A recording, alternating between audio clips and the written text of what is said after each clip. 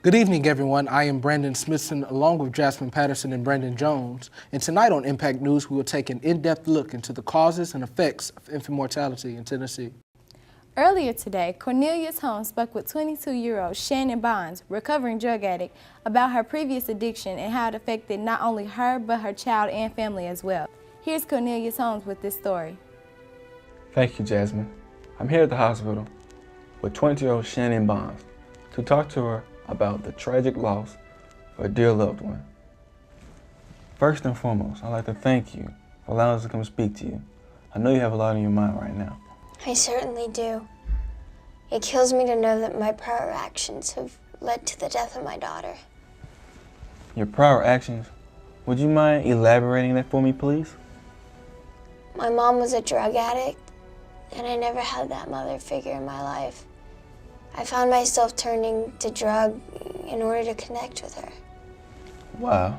How does this affect you, knowing that your actions played a role in the death of your daughter? It kills me. It hurts me deeply. I just wish I could take it all back. Thank you, Ms. Bonds. I'm sure most of our viewers can relate to your feelings of sadness and regret. I'm Cornelius Holmes, reporting live from Secours Medical Center. Thank you, Cornelius. Understanding your baby and how he or she may be affected by the use of drugs and alcohol is critical. Coming up, we're going to explore some ways that drugs and alcohol may affect your baby. This plus much more coming up after this message.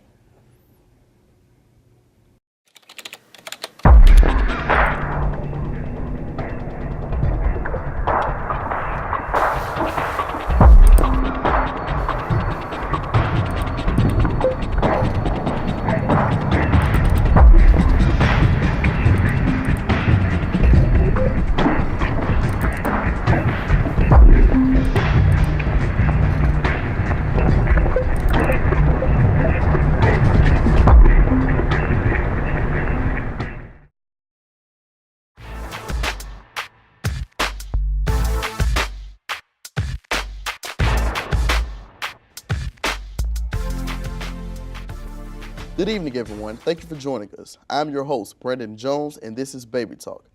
Our guest today is infant mortality expert, Dr. Tobias Green from Project Impact. Dr. Green, thank you for joining us this evening. It's a pleasure to be here with you. Okay, Dr. Green, our team has spoken with several experts about infant mortality and the issues surrounding it, including drugs and alcohol. And the first question is this: is it or is it not okay for women to use drugs or alcohol during pregnancy at any time?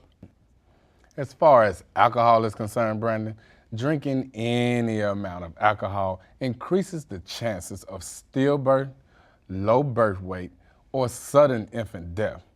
There are no statistics that say this amount of alcohol is too much or this amount of alcohol is considered okay, which is best not to drink any alcohol at all during pregnancy.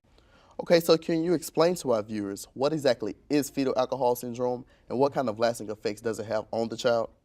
Well, fetal alcohol syndrome, FAS, is a disorder or permanent birth defect that can occur in offspring of women who drink during pregnancy. As far as side effects, there's a whole list, Brandon. Babies born with FAS are often born smaller, experience growth retardation, have facial abnormalities, experience learning disabilities, have vision or hearing problems, and central nervous system dysfunction. And all of these can be a result of women's use of alcohol, drinking during pregnancy. Okay, so for our viewers who want to know more, where can they go to get that information? There are a lot of resources available online, but one of the best resources is an organization called NOFACE, National Organization on Fetal Alcohol Syndrome, which gives a lot of good information about FAS with contact information and numbers so that you can speak to someone locally or regionally. Well, Dr. Green, it was a pleasure having you on our program, but unfortunately we are out of time, but I hope you will come back soon and join us. I'm your host, Brandon Jones, and this has been Baby Talk.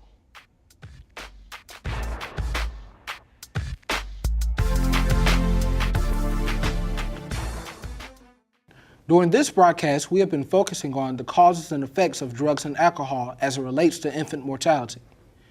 And now we turn to Marshita Wallace for our 7-step prevention forecast. Marshita? Thanks, Brandon. The use of drugs and alcohol play a significant role in infant mortality and also can affect your child for a lifetime. In talking with doctors and other professionals, we have learned there are some steps you can take before, during, and after your pregnancy, which greatly increase your chances of a healthy child. Immediately see a doctor after discovering you are pregnant. Make regular checkups. Take folic acid at least 1 year before becoming pregnant. Be sure to eat healthy foods, rich in vitamin. Never drink alcohol, never smoke, and never take drugs that's not prescribed by your doctor.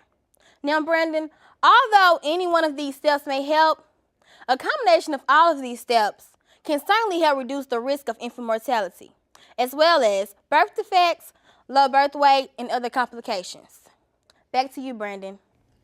This concludes our special report on drugs and alcohol as it relates to infant mortality. We hope you will join us for upcoming reports where we will focus on other aspects of infant mortality and our special Lost Lives segment. For Impact News, I'm Brandon Jones. I'm Brandon Smithson. And I'm Jasmine Patterson. Wishing you good news and good night.